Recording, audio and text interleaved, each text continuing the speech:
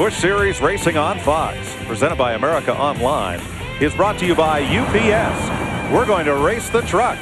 People love the truck. UPS, official delivery company of NASCAR, delivers the chance to win 4 tickets to next year's Daytona 500. Go to foxsports.com, keyword UPS. Welcome back to the TelCel Motorola Mexico 200, presented by Banamex. 49 of 80 laps complete, a bit of sunshine, a bit of dark clouds. And let's take you back to 1950. There's Bill France and Curtis Turner in front of an Oregon Cactus, driving their Nash Ambassador in the 2,176-mile Carrera Panamericana. Herschel McGriff and Ray Elliott won in a 1950 Oldsmobile sponsored by the city of Portland, Oregon. Frank Monday, whose real name was Francisco Menendez, was a competitor in these and 52 Grand National races. Marshall Teague also ran in Mexico.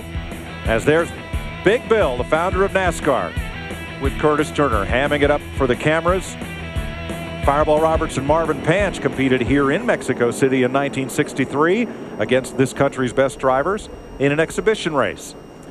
And now NASCAR, with its Busch Series, brings a point-paying race to Mexico, and we've got 49 laps complete. All right, Elliott Sadler got the free pass. He'll have to be at the rear of the field, but he will have friends because Boris Said and Jamie McMurray, Adrian Fernandez, they pitted too soon. When the caution came out, they will be at the back of the field with Elliott Sadler, and we have 35 cars on the lead lap. 41 car didn't come up to speed.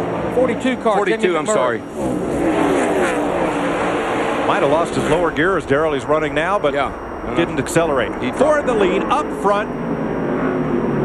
Excuse me, that's in front of the lead cars.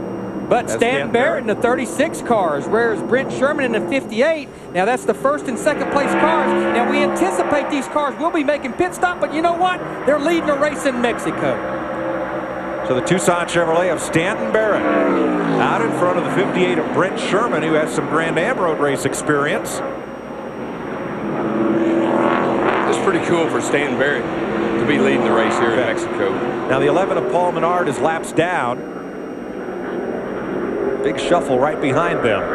Now Brent Sherman in the 58 and Stanton Barrett in the 36, they last pitted on lap 39, so they can go a while as far as their fuel. Now this is Tony Liberati, Boris Said's crew chief, arguing that point that they did not pit too soon, but obviously NASCAR made the call. Right now Boris is back in 31st position. What that inspector's trying to do, he's trying to explain that to them.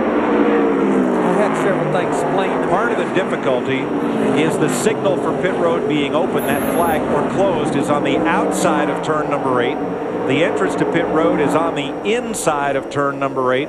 A driver might not see that flag if he was concentrating on the commit cones entering pit road. And you know, regardless of the circumstance right now, for Stanton Barrett, his owners, John and Nancy McGill, they really don't have a sponsor on the car for down here. No matter what the circumstances, this is a great run for them. The 11 of Menard, the lap car, giving room to Reed Sorensen. What I like up to 4th. What I like about road racing, Larry, everybody gets a chance. Play your pit strategy right, you might be the hero of the day. Here's Matt. Tony Liberati pleaded your case, Tony, the NASCAR officials. What'd they tell you? Well, Boris was in the 3rd pit on pit road when the caution come out. He said, good call, we're good. And somehow or another they come up with it. I don't know. They need to prove it to me, and they didn't prove it to me. They took us out of this race. I think they are 100% wrong. Boris was in the 3rd pit on pit road when that caution come out, and he said, good call. We was on pit road, everything was good. Not only us, the 8 and the 41. Now the 8 somehow made it, but the 41 didn't. I don't know how they did it. But they just took this yellow transportation car clean out of this race and made a call that I think was a judgment call, because I don't know if they got film or what, but afterwards I want to see it. You know, I want them to prove to me that we was on pit road or not, because just saying, oh, I think they were, I don't believe that. And I know that they're trying to do all they can do, but we're trying to do all we can do too, and you know, and I'm gonna cost James money if I talk anymore. It's a sport of emotions, and you can definitely hear the frustration in Rambo's voice. Now, actually, Reed Sorensen in the 41 car, he was okay. It was his teammate Jamie McMurray in the 42, as well as Adrian Fernandez in the 5, that had the same penalty as Boris Said in the 1. Stanton Barrett under pressure from the Busch Series champion. Mayetta, New Jersey's Martin Truex Jr. I got to believe old Truex. I mean, Larry, he's been at the front ever since the drop of the green flag. That car stayed really, really good for him all day. Whoa, big trouble. Denny Hamlin's off, and Fellows just backed it into the wall. Ron's around again. I don't think I've ever seen Ron Fellows in this much trouble. That one's going to hurt, Darrell. Not Ron necessarily, but the car. We're still under green, but I would have to believe he don't look like he's going to get that car going. We've not seen the caution flag just yet. He gets it rolling now, so we may stay green here with 28 laps to go. We see Martin Truex Jr. in 8 car putting heat on Stanton Barrett in the 36. But once again, I want to stress what a great run this is for this young Stanton Barrett. Did some road racing at Road Atlanta, and he's backing it up that, hey, I learned a little bit down there. Yeah, because, I mean, he's not rolling over and they say, oh, it's Martin Truex, the Busch Series champion behind me. I better get out of his way. He's putting up a good fight. Oh, Ricky Pearson, his crew chief, son of David. Oh, yeah. Oh, Ricky. Out of turn 8 to the front straightaway. Truex looking to the inside for the lead. Truex got a great run off of turn 8 that time. And Martin Truex will lead this race for the 3rd time today. That's the car to beat. The 8 car, definitely. With their pit strategy, I think that's the car to beat. And as much as I question those guys coming to pit road back on lap 9, Kevin Mannion, his crew chief, knew with enough cautions they could get to a window to make it on one more stop, so he has made this a 2-stop race. What he wants now is no mistakes, stay on the racetrack, and he does not want to see a caution flag there like it is. We just have right now. Caution's out. 53 of 80 laps complete, caution flag waving. There is debris, perhaps from this Chris Cook's car, which has lost the left front. What usually happens on a road course is as it gets down near the end of the race and this kind of heavy traffic with these restarts after cautions, we're going to have a lot more cautions. It was Cook's left front that sent Ron Fellows around and into the wall. Cook has made it back to pit road.